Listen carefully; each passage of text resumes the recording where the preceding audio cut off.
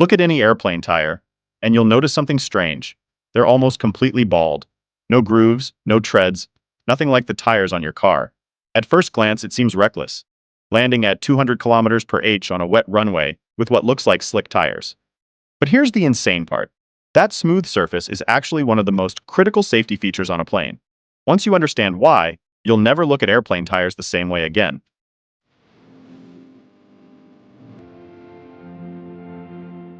Airplane tires aren't just big, they're massive, built to carry up to tens of tons of weight. A fully loaded 747 landing?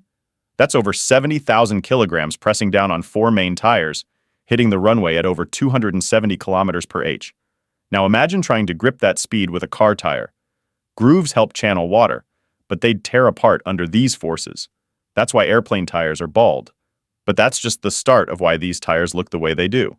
Back in the early days of commercial flight, planes had smaller tires, often borrowed from trucks or cars. They had grooves, and engineers quickly discovered a problem. The treads shredded during landings. In the 1950s and 60s, as jets got faster and heavier, engineers realized the only solution was completely smooth, ultra-strong tires. It was a counterintuitive breakthrough. Less traction actually meant safer, more durable landings. Here's the simple principle.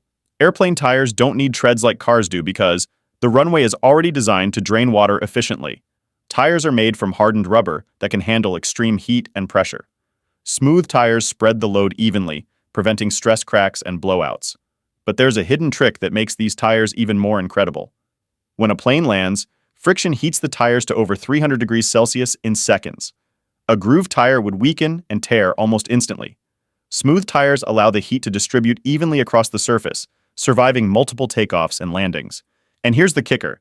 Airplane tires are inflated to 200 psi or more, almost 10 times a car tire.